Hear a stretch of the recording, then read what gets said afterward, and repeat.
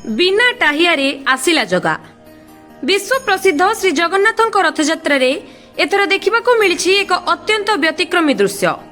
प्रति वर्ष परी महाप्रभु श्री जगन्नाथ सुंदर और भव्य टाहिया पिंधि पहंडी विजेरे सिंहद्वार बड़दाण्ड को आसबे बोली लक्ष लक्ष भक्त अति आग्रहर सह अपेक्षा करथिले, किंतु एथर सही अपेक्षार विपरीत एक दृश्य नजर को आसीथिला।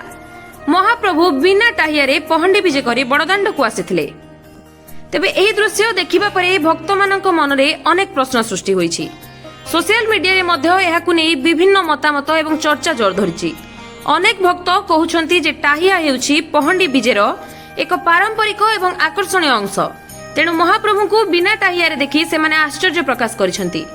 तेबे अन्य पटे केतेक सेवायतଙ୍କ कहवा अनुसार रथयात्रार विभिन्न नीति समय एवं विशेष परिस्थिति को दृष्टि रखी किछि व्यवस्था ग्रहण करा जाय पारे।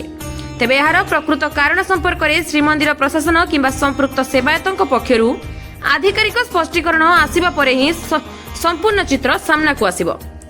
प्रतिवर्ष टाहिया पिंधि महाप्रभु पहंडी विजे दृश्य लक्ष लक्ष भक्तों एक अपूर्व आध्यात्मिक अनुभूति होता है, किंतु एथरर यह व्यतिक्रम रथयात्रार अन्यतम चर्चित प्रसंग पलटि।